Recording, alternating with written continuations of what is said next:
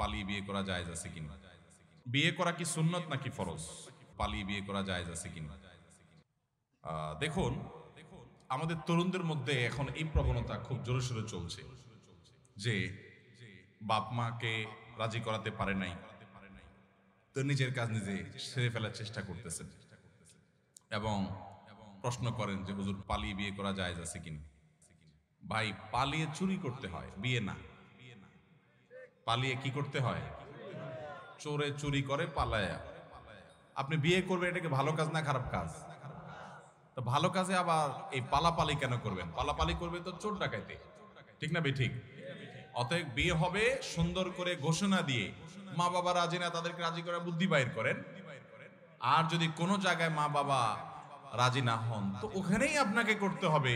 এটা আপনাকে হলফ করতে বলছে কে?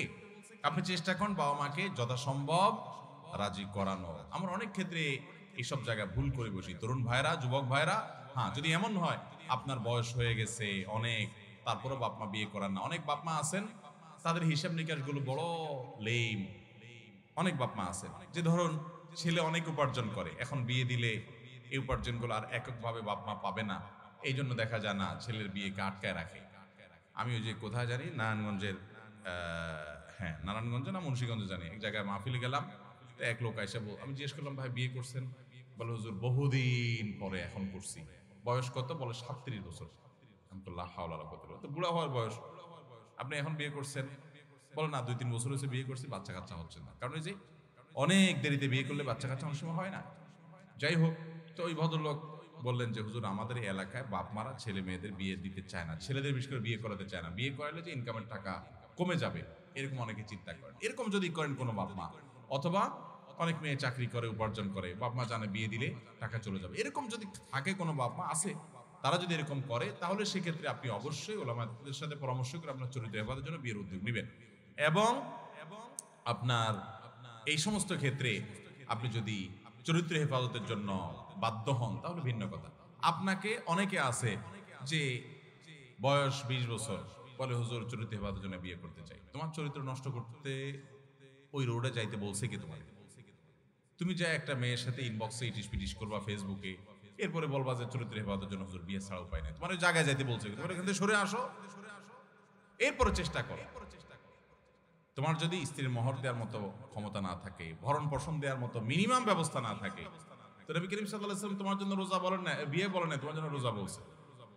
তোমার জন্য কি বলছেন? রোজা রাখতে বলছেন। তবে হ্যাঁ, সামর্থ্য হয়ে গেলে ছেলে মেয়েদের, বাবা মা তাদের বিয়ে বিলম্ব করলে তারা আল্লাহর কাছে গুনাহগার হবেন। কি হবে? গুনাহগার হবেন। ছেলে মেয়েরা উপযুক্ত হয়ে গেলে, উপযুক্ত পাত্র পাত্রী পেলে আর দেরি করবেন না। নবী সাল্লাল্লাহু আলাইহি ওয়াসাল্লামের নির্দেশ দ্রুত বিয়ে দেওয়ার জন্য। অনেক বাপ মা আছে ছেলে মেয়েদেরকে বুড়া করে, সেটা জায়েজ নাই। বিয়ে করা কি সুন্নত নাকি ফরজ? বিয়ে করা সুন্নত নাকি ফরজ, এটা নিয়ে আমাদের অনেক ভাইরা বিতর্কে লিপ্ত হন। বিয়ে করা এটা সাধারণ এবং স্বাভাবিক অবস্থায় সুন্নাহ। স্বাভাবিক অবস্থা বিয়ে করা কি সুন্নাহ, যখন মানুষ লেভেলে থাকবে।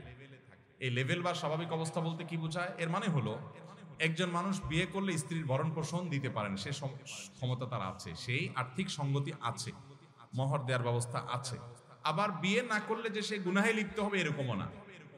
অর্থাৎ বিয়েটা করার সুযোগ আছে, না করলে তার কোনো অসুবিধাও নাই, এরকম তার নিজের প্রতি নিজের কনফিডেন্ট আছে, আত্মবিশ্বাস আছে, এরকম সাধারণ অবস্থায় বিয়ে করা হলো সুন্নাহ। নবী করিম সাল্লাল্লাহু আলাইহি ওয়াসাল্লাম বলেছেন, আন-নিকাহু মিন সুন্নতি, বিবাহ আমার সুন্নাহর অংশ। তবে ফামান রাগিবা আন সুন্নতি ফালাইসা মিন্নি, যে ব্যক্তি আমার সুন্নাতকে এড়িয়ে চলে, সুন্নাত মানতে চায় না, সে আমার উম্মত না। তো এই জন্য বিয়ের সাধারণ অবস্থায় করা সুন্নাহ, কিন্তু কখনো কখনো বিয়ে ফরজ হয়। কখন বিয়ে করা ফরজ? যদি কেউ বিয়ে করার মতো তার আর্থিক সঙ্গতি আছে, আবার বিয়ে না করলে তার চরিত্র হুমকির মধ্যে পড়বে, এরকম পরিস্থিতিতে তার জন্য বিয়ে করা কি ফরজ বা আবশ্যক। বিয়ে করা তার জন্য জরুরি, ওয়াজিব, সে বিয়ে করতে হবে। যদি সে বিয়ে না করে চরিত্র রক্ষা হবে না, তাহলে সেক্ষেত্রে তাকে বিয়ে করা বাধ্যতামূলক তার জন্য। আবার বিয়ে করা কখনো কখনো নিষেধ, না জায়েজ। কখন বিয়ে করা না জায়েজ?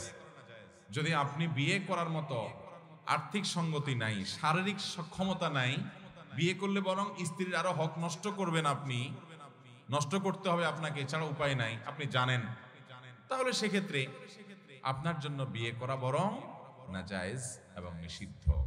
তাহলে বিয়ে করা কখনো ফরজ হয়, কখনো নিষিদ্ধ হয়, আবার স্বাভাবিক অবস্থা কি থাকে, এটা সুন্নাহ। কিন্তু সুন্নাহ মনে করে এটাকে ছোট মনে করবেন না। সমস্ত নবী রাসূলগণ বিয়ে শাদী করেছেন, এক দুজন নবী বাদে, আর বাকি সমস্ত নবী রাসূলগণ বিবাহ শাদী করেছেন।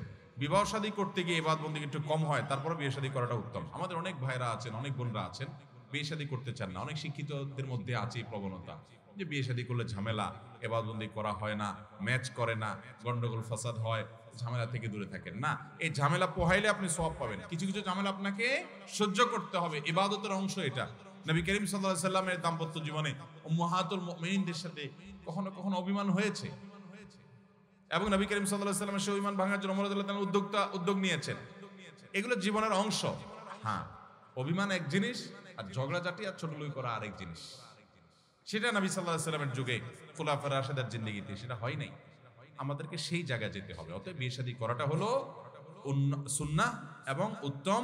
যে আমাদের বিবাহ শাদী করতে গিয়ে যদি একটু ঝামেলা পোহাতে হয়, ইবাদত একটু কম হয়, তারপরে সওয়াব বেশি হবে ইনশাআল্লাহ।